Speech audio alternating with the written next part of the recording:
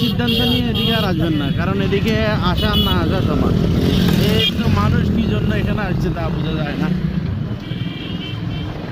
দেখেন না সবাই কি অবস্থা, কি জন্য যে তারা এখানে এসেছে হালুয়া রুটি খাওয়ার জন্য। সে হালুয়া রুটি আসলে এখানে তো আমার ছোট ভাই আছে এলাকার, তাও আরো অনেকজন। আমিও কিন্তু বন্ধুদের পাল্লায় পড়ে চলে আসছি।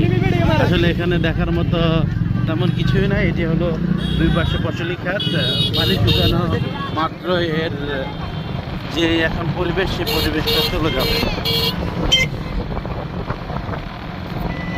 অসামান্য সুন্দর জায়গা সবাই বলে, কিন্তু আসলে অসামান্য সুন্দরের মধ্যে ফ্রিকগুলোই কিন্তু এখানকার সবচেয়ে বাজে পরিস্থিতি সৃষ্টি করেছে।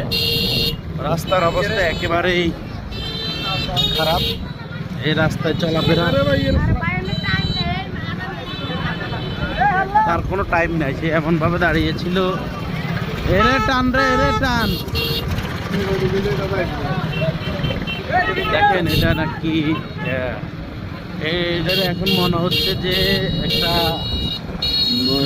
বস্তিময় এলাকা অথবা একটা সমাবেশ স্থল, যে এত মানুষ জায়গার সৌন্দর্য মানুষের কারণেই কিন্তু হারিয়ে গিয়েছে। এত মানুষ যদি একসাথে কোথাও যায় তাহলে সেটা সে জায়গার সৌন্দর্য, মানে অল্প ছোট ছোট জায়গা, অল্প কিছু মানুষজন ঠিক ছিল।